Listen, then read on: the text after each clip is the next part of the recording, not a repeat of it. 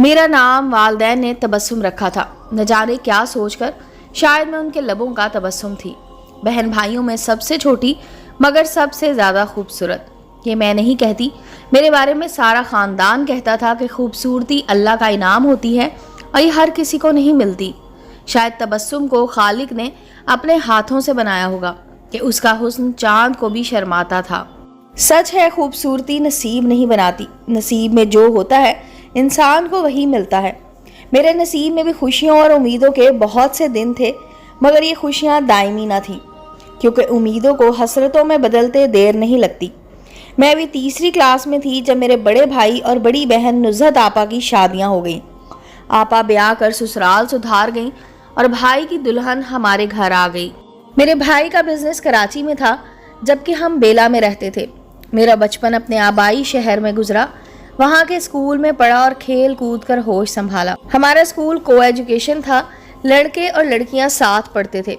मेरा चचा ज़ाद हसीब भी मेरे साथ पढ़ता था। चचा का मकान हमारे मकान से थोड़े फासले पर था। वो अपने घर से स्कूल आता और मैं अपने घर से जाती थी। वो मेरा क्लास फेलो था, लेकिन स्कूल में इससे बात ना करती थी क्योंकि वो बेहद शरारती और बदतमीज़ था। जब चौथी जमात के सालाना इम्तिहान नज़दीक थे तो हसीब के वालिद ने उसकी कापियाँ चेक की जो नामुकम्मल थीं। उसने काफ़ी सबक छोड़े हुए थे। टीचर ने इसी वजह से पर्चा लिखकर उसके वालिद को आगाह किया था कि उसका काम मुकम्मल करवाएं, वरना फेल हो जाने का अंदेशा है। जब हसीब को बाप से डांट पड़ी तो उसे होश आ गया कि इम्तिहान सर पर है और पर्चों की तैयारी करनी है। वक्त कम था, वो घबराया हुआ था। मैं अपना काम रोज़ किया करती थी, ये मेरी आदत थी। लिहाजा मेरी कापियों में मशकें और इसबाक के सवालात मुकम्मल हल के साथ मौजूद थे। चूँकि क्लास की ज़हीन और लायक तालबा थी, लिहाजा टीचर ने मुझे मॉनिटर बनाया हुआ था। हसीब जानता था मेरी कापियों में साल भर का काम मुकम्मल, वो कभी अपनी कापियाँ मुकम्मल नहीं करता था।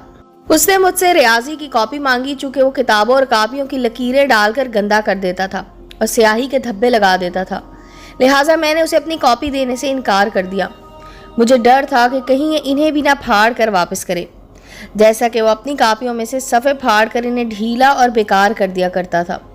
वो मेरा चचा ज़ाद ज़रूर था, मगर अपनी लापरवाह तबीयत की वजह से मुझे इससे नफ़रत हो गई थी। काम मुकम्मल ना होने की वजह से उसे खूब मार पड़ी और टीचर ने सज़ा के तौर पर क्लास से बाहर खड़ा कर दिया। हसीब को इस बायस बहुत गुस्सा आया कि मैं उसे अपनी कॉपी दे देती तो वो वक्त पर अधूरा काम पूरा कर लेता और इतनी बेइज्जती ना होती। बस उसने गुस्सा यूँ उतारा कि छुट्टी के वक्त जब हम घर जा रहे थे, उसने रास्ते में मुझसे स्कूल बैग छीन लिया और रियाजी की कॉपी निकाल कर फाड़ कर फेंक दी। अपनी कॉपी के 4 टुकड़े देखकर मैं रोने लग गई। मेरी चचा ज़ाद बहनें साथ थीं। उन्होंने घर जाकर अपने अब्बू से हसीब की शिकायत कर दी। इधर बाबा ने हसीब को बुलवाया। जब वो आया तो रो रहा था, क्योंकि इस वाक़े की शिकायत उसकी बहन ने चचा से की थी। शायद कि उसके अब्बू ने उसे बहुत मारा था।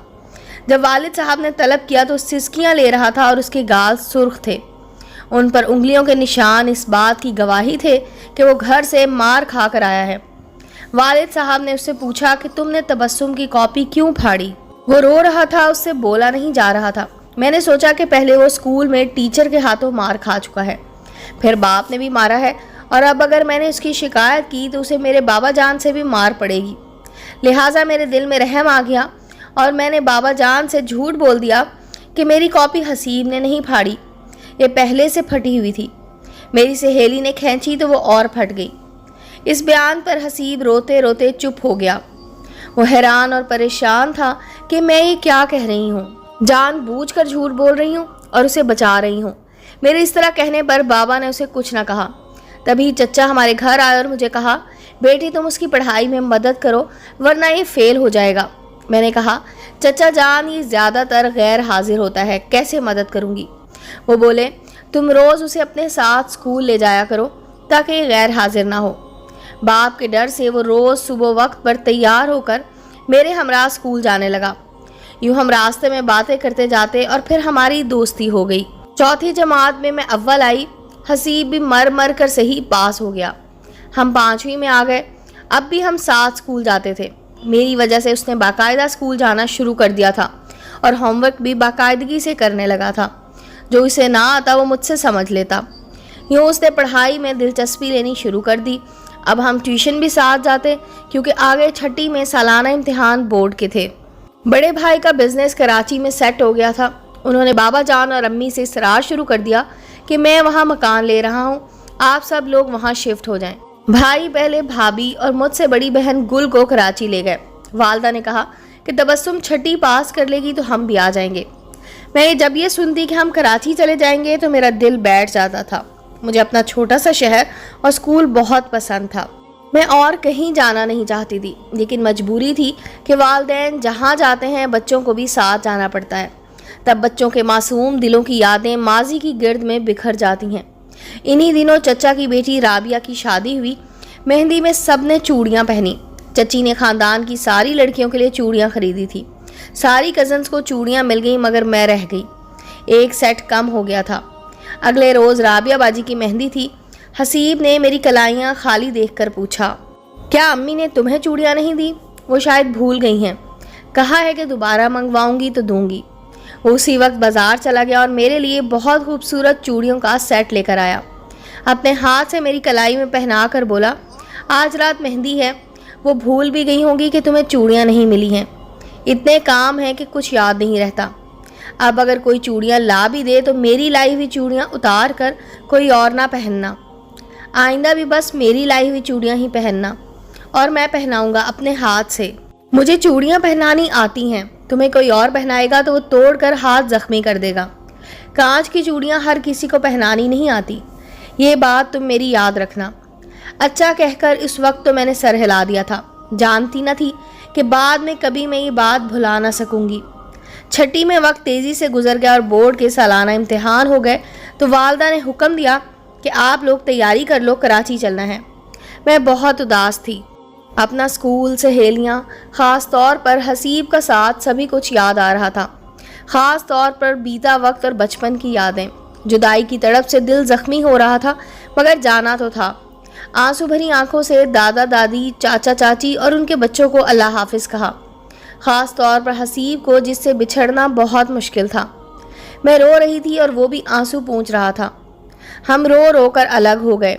मैंने उससे वादा लिया कि वो इसी तरह दिलचस्पी से पढ़ता रहेगा और स्कूल से नागा नहीं करेगा, क्योंकि अब उसे प्राइमरी स्कूल से हाई स्कूल जाना था। कराची में हम बहुत जल्द सेटल हो गए। भाई के साथ बाबा जान भी कारोबार में मददगार हो गए। हम देखते देखते अमीर हो गए। वालिद ने एक शानदार घर ख़रीद लिया जो डबल स्टोरी था और जिसमें बहुत से कमरे थे। हम सब के अपने बेडरूम थे। अपनी गाड़ी में स्कूल आते जाते थे। मैंने मैट्रिक पास कर लिया और कॉलेज में दाखिला ले लिया। इस दौरान एक बार भी अपने आबाई शहर ना गई। कभी रिश्तेदारों का प्यार, उनकी याद आती तो दुआ करती कोई मौका आए और हम अपने शहर जाएं। मैं सबसे मिलूं, पुरानी यादें ताज़ा करूं। कॉलेज में मेरी दोस्ती एक लड़की लाइबा से हो गई। हम इकट्ठी कॉलेज आती जाती। उसके सिवा मैंने किसी और से दोस्ती न की, क्योंकि मुझे किसी चीज़ से दिलचस्पी न थी सिवाय अपनी पढ़ाई के। जबकि अक्सर लड़कियां लड़कों की बातें करती और उनसे दोस्तियां करने के ख्वाब देखती। फजूल किस्म की बातों में वक्त ज़ाया करती थी। मैं हमेशा इस किस्म की लड़कियों से किनारा किए रखती, चूँकि लाइबा भी मेरी जैसी नेचर की थी। इस वजह से मेरी उसके साथ बनती थी। मैं कभी कभी सिर्फ उससे हसीब का तस्करा करती। सेकेंड ईयर के पेपर्स ख़त्म हुए तो एक रोज़ अचानक बाबा जान ने खुशखबरी सुनाई कि चचा की बेटी की शादी है और शादी में हम सबको जाना है। ये इतला सुनकर दिल बलियों उछल गया। मेरी खुशी का ठिकाना न रहा। मुद्दत बाद अपनों से मिलना होगा, ख़ास तौर पर हसीब से। जाने वो अब कैसा होगा, कैसा लगता होगा। अब तो बड़ा हो गया होगा। खबर नहीं पहले की तरह हम बेतकल्लुफ़ी से बातें कर पाएंगे या नहीं। क्या अब भी इसके दिल में मेरी याद बसी होगी? भाभी ने कहा, हम शादी में जा रहे हैं, इसके लिए शॉपिंग करनी है। क्यों नहीं भाभी, मुझे भी जाना है। कुछ अपने लिए ख़रीदना है और कुछ तोहफे अपनी कज़न्स और सहेलियों के लिए। इतने बरसों बाद जा रही हूँ, सभी शादी में मिलेंगे तो क्या सोचेंगे कि तबस्सुम कैसी कंजूस है, कराची से आई है और हमारे लिए कुछ नहीं लाई। हाँ हाँ ज़रूर चलो, तुम्हारे भाई ने बहुत सारे रुपए दिए हैं, जो तुम्हारी मर्ज़ी हो ख़रीद लेना। हम मार्केट चले गए। मैंने सैंडल ख़रीदना था, दुकान पर गए। सैंडल निकलवाए मगर जी ना किया, वापस रखवा दिए। घड़ियों की दुकान पर जाने की जल्दी थी। भाभी ने भी अपने लिए घड़ी लेनी थी। میں نے بہت سی گھڑیاں دیکھی۔ جب بھابھی اپنے لیے ریسٹ واچ پسند کرنے میں محو ہوئی تو جلدی سے ایک قیمتی مردانہ گھڑی میں نے پسند کر لی اور قیمت ادا کر کے ڈبیا پرس میں رکھ لی۔ اس کے بعد ہم نے بہت سے گفٹ لیے، کچھ کزنس کے لیے، کچھ رشتہ داروں کے لیے۔ جب مارکیٹ سے نکلنے لگے تو بھابھی نے یاد دلایا کہ تم نے چوڑیاں تو لی نہیں، مہندی میں کیا پہنو گی؟ میں نے جواب دیا بس اب رہنے دیجیے، کافی دیر ہو گئی ہے، میں تھک بھی گئی ہوں، چوڑیاں اپنے شہر سے خرید لیں گے۔ گھر پہنچی تو امی نے کہا کچھ کلائی میں پہن لو، شادی میں جا رہی اور کلائیاں خالی ہیں۔ میں نے سنی انسنی کر دی اور کوئی چوڑی نہ پہنی۔ ہم اپنے آبائی شہر پہنچے۔ کیا بتاؤں، اپنے پرانے گھر کو دیکھ کر کتنا سکون ملا۔ جہاں اب دادا دادی رہتے تھے وہاں کی فضا میں سانس لیا تو روح معطر ہو گئی۔ پرانی یادوں کی بارات سی امڑ پڑی جنہوں نے ٹمٹماتے جگنوں کی طرح میری ذات کو اپنے گھیرے میں لے لیا۔ میں جلد از جلد چچا کے گھر جانا چاہتی تھی۔ وہ شادی کا گھر تھا، اس وجہ سے تیار ہو کر جانا ضروری تھا۔ ہم تیار ہونے لگے۔ بہت خوبصورت جوڑا میں نے پہن لیا اور بالوں کا جوڑا بنایا، سونے کا ہلکا سا سیٹ بھی پہنا، لیکن چوڑیاں نہ پہنی، کلائیاں خالی تھی۔ بھابھی نے پھر یاد دلایا کہ تمہارا سنگھار ادھورا ہے، ایک کلائی میں بس گھڑی باندھ لی ہے، سیدھے ہاتھ کی کلائی میں چوڑیاں نہیں ہیں۔ مہندی والا گھر ہے بھائی، چوڑیاں تو پہن لو۔ میں نے کہا لائی نہیں تو کیوں کر پہن؟ بولی سونے کی تو ہیں تمہارے پاس، انہیں پہن لو۔ سونے کی چوڑیاں بھاری لگتی ہیں، مجھے سونے کی چوڑیاں اچھی نہیں لگتی۔ چچی نے مہندی میں سب لڑکیوں کو چوڑیاں دی ہیں، میرے لیے بھی لے کر رکھی ہوں گی۔ یاد آیا کہ پہلے ایک بار وہ مجھے چوڑیاں دینا بھول گئی تھی۔ دل سے دعا نکلی اللہ کرے اس بار نہ بھولی ہوں کہ میری کلائیاں خالی رہ جائیں۔ خیر ہم شام کو گئے، مہمان جمع تھے اور مہندی کی تقریب شروع تھی۔ چچی ہمیں دیکھ کر خوشی سے دوڑی آئیں، گلے لگا لیا اور حسیب کی بہن نصرت سے خوش ہو کر استقبال کیا۔ گھر مہمانوں سے بھرا تھا مگر خالی خالی لگ رہا تھا۔ میری نظریں ادھر ادھر کسی کو تلاش کر رہی تھی۔ نسرین سمجھ گئی میں کسے ڈھونڈ رہی ہوں۔ وہ ہاتھ پکڑ کر مجھے حسیب کے کمرے میں لے گئی جو بستر پر نیم دراز تھا۔ میں نے کہا واہ بہن کی شادی ہے اور تم ایسے یہاں پڑے ہو جیسے کسی پڑوسی کے گھر میں شادی کی تقریب ہو رہی ہو۔ مجھے اچانک سامنے دیکھا تو چونک کر اٹھ بیٹھا۔ تم کب آئی؟ کتنے دنوں بعد آئی ہو؟ کتنی بڑی اور لمبی ہو گئی ہو، اور تم بھی تو اتنے دراز قد ہو گئے ہو جیسے کھجور کا درخت۔ تمہیں تو میں ہمیشہ درخت ہی لگتا تھا، اور اب بھی درخت کہہ رہی ہو۔ اس کے چہرے سے خوشی چھپائے نہ چھپ رہی تھی۔ نسرین مجھے حسیب کے پاس بٹھا کر کمرے سے چلی گئی تھی۔ تبھی اس کی نظریں میری کلائی پر پڑی۔ سارا سنگھار کیا ہے مگر 16 سنگھار نہیں کیا، وہ کیا ہوتا ہے؟ میں نے حیرت سے اسے دیکھا۔ چوڑیاں نہیں پہنی؟ کیوں؟ میں ماضی کی دنیا میں کھو گئی۔ تم نے ہی تو کہا تھا کسی اور سے کانچ کی چوڑیاں نہ پہننا ورنہ ہاتھ زخمی ہو جائیں گے۔ ہر کسی کو کانچ کی چوڑیاں پہنانی نہیں آتی۔ میرے اس فکرے پر مسکراہٹ اس کے لبوں پر پھیل گئی۔ الماری کھولی اور ڈبہ نکال کر چوڑیاں میری کلائی میں پہنا دی۔